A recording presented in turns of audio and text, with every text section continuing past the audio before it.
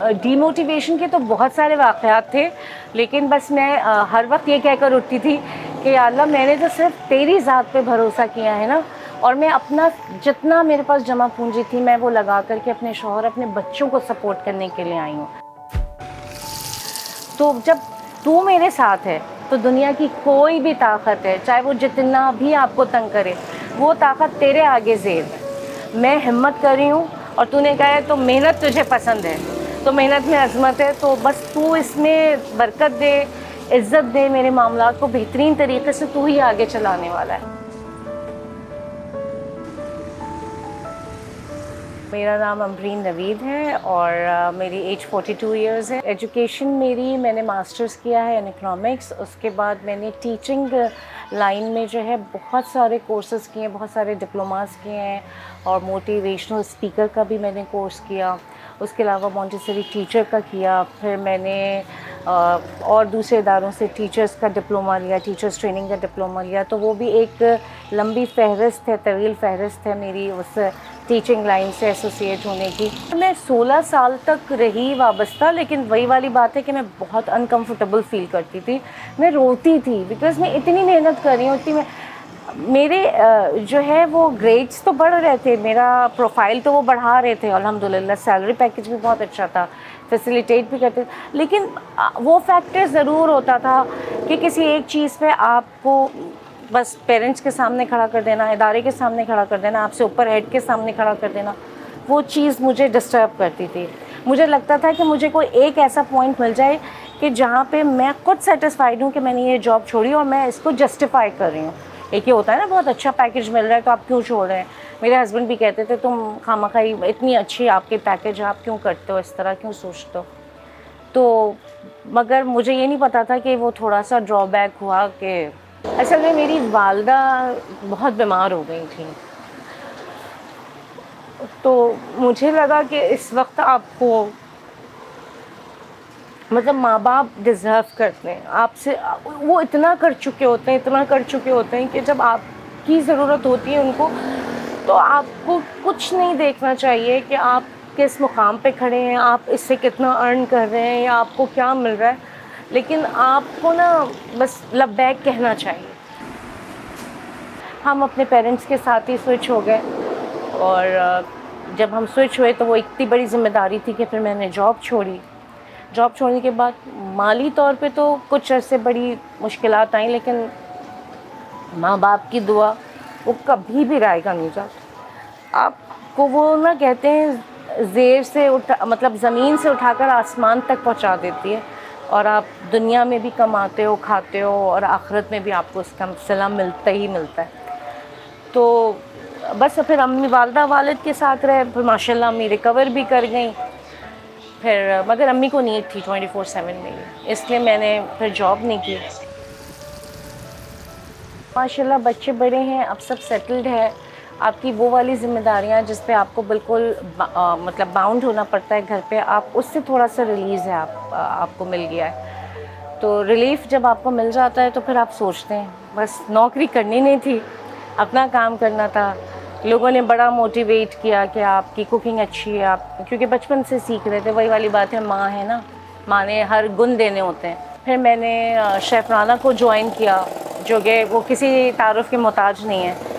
उनसे बहुत हेल्प मिली, बहुत सपोर्ट मिली। वो भी मोटिवेट करते थे, कर लो कर लो कर लो, कर तो लो, लेकिन ऑनेस्टली स्पीकिंग बिल्कुल आसान नहीं होता। अगर मैं आज आपको हंसती मुस्कुराती देख रही हूँ तो इससे 4 महीने पहले मैं बहुत रोती थी, क्योंकि फाइनेंशियली भी आपको इश्यूज़ आते हैं, सपोर्ट का भी इशू आता है। घर का नहीं, शौहर की सपोर्ट है तो मैं बाहर हूँ क्योंकि शौहर ही सपोर्ट कर रहा है, लेकिन मतलब एक तो सेटअप इस आप लोग आपको मिसगाइड करते हैं।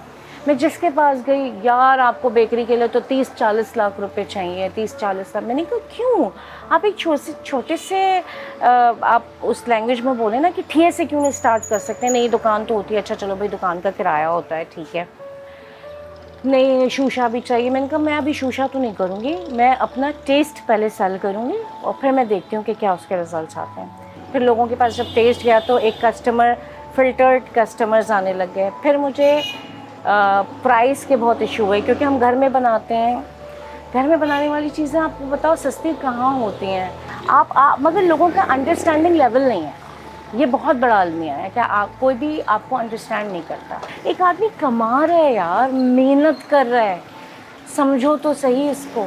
लेकिन अलमिया, लेकिन मैं कहती हूँ 90%, बल्कि मैं अपने केस में कहती हूँ 99.9% लोग एक्सीलेंट मिले मुझे। और मेरी दुकान पे ज़ाहिर है ख़वातीन तो बहुत कम आती हैं, मर्द ही ज़्यादा आते हैं, बहुत अप्रिशिएट करते हैं, बहुत मोटिवेट करते हैं। कभी कोई नेगेटिव रिमार्क्स मैंने नहीं सुने, अल्हम्दुलिल्लाह। ये आपके अपने ऊपर है, आप जिस तरह से दिखते हो ना, आपको लोग उसी तरह डील करते हैं। आप माशरे को बुरा नहीं कहें, मेरे साथ तो अल्हम्दुलिल्लाह मैं मर्दों के माशरे में बैठी हुई हूँ ना, किसी एक मर्द ने भी अल्हम्दुलिल्लाह आज तक कोई जुमला नहीं कसा, आज तक कोई छेड़छाड़ नहीं की है। कह तो रही हूँ, इतना पॉजिटिव रिस्पॉन्स है, इतना है कि मैं बता नहीं सकती। मगर ख़वातीन हैं एक दो जिन्होंने मुझे बहुत कुछ बोला भी कि आप क्यों बाहर आके काम कर रही हैं, तो उसके लिए मेरा ये जवाब था कि क्या लेडी डॉक्टर नहीं होती है, क्या लेडी पायलट नहीं होती है, क्या डेंटिस्ट नहीं होती, क्या टीचर नहीं होती, क्या प्रिंसिपल नहीं होती।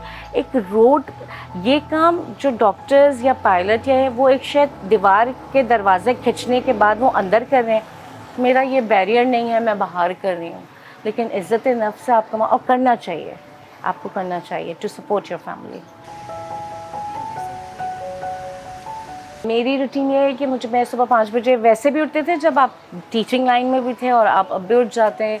घर की चीज़ों को सेटल डाउन करके मेरे पास इंटर्नीज़ आ जाते हैं 8 बजे, हम स्टार्ट हो जाते हैं। हमारे पास बेकिंग आइटम है जो मैं वही आइटम्स रखती हूँ जो अल्हम्दुलिल्लाह लोगों में हिट हैं। चिकन पैटीज़ है, सबवे बर्गर है, और टर्किश पीटा ट्विस्टर है, ब्राउनीज़ हैं 3 फ्लेवर्स, न्यूटेला, फज और कैडबरी, और पिज़्ज़ा है, और टी केक्स हैं, और क्रॉसन बन्स हैं, ये सब है, ये सब चलता है। और इसके अलावा बिरयानी है, चाइनीज़ है और खाने में, और रोटी कबाब है, ड्रिंक्स हैं, और फ्राइंग आइटम, हाँ फ्राइंग आइटम हमारे अल्हम्दुलिल्लाह बहुत अच्छा चलते हैं।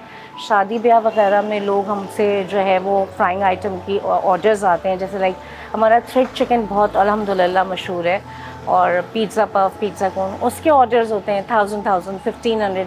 आप शादियों में जाएं तो हम वो बना करके देते हैं, तो हमारे जो बच्चे हैं वो जा कर के उसको वहाँ फ्राई करते हैं। तो बस फिर चल जाता है सिलसिला अल्हम्दुलिल्लाह। अल्लाह का बड़ा एहसान है क्योंकि इसमें मेरा और आपका कोई कमाल नहीं है। मुझसे अगर किसी को मुझसे कुछ भी अपने कारोबार के हवाले से पूछना है, मैं हाज़िर हूँ। मेरा टेलीफ़ोन नंबर आप दे सकते हैं, और मैं हर तरह से, और मैं ये तो मैं ज़रूर कहूँगी कि इन ह्यूज अमाउंट से इन्वेस्टमेंट से कभी भी कारोबार स्टार्ट नहीं करो, पहले शुरू में देखो अपने सेटअप को। और विमेन एम्पावरमेंट पे हमको, आपको, हम सबको काम करना चाहिए। और आपके तवज्जुह से मैं ये कहूँगी कि अगर लड़कियों को बेकिंग आर्ट सीखना है, ये सीखना है कि बिज़नेस कैसे स्टार्ट किया जाता है, ये सीखना है कि डीलिंग कैसे की जाती है, वो एज ए इंटर्नी हमें ज्वाइन कर सकते हैं।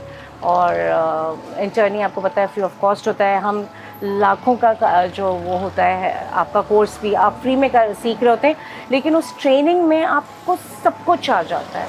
तो कम एंड जॉइन अस, इंशाल्लाह आपको कभी भी जो है वो नेगेटिविटी नहीं आएगी। हम बहुत पॉजिटिविटी के साथ चल रहे होते हैं, और सिर्फ उसकी ज़ात पे भरोसा रखिए। मेरी शॉप की टाइमिंग्स, मैं बहुत ट्राई करती हूँ कि 12 बजे से हो जाए, लेकिन मेरे ऑर्डर्स वगैरह की वजह से थोड़ा सा लेट हो जाता है, 1-2 बजे तक हो जाता है।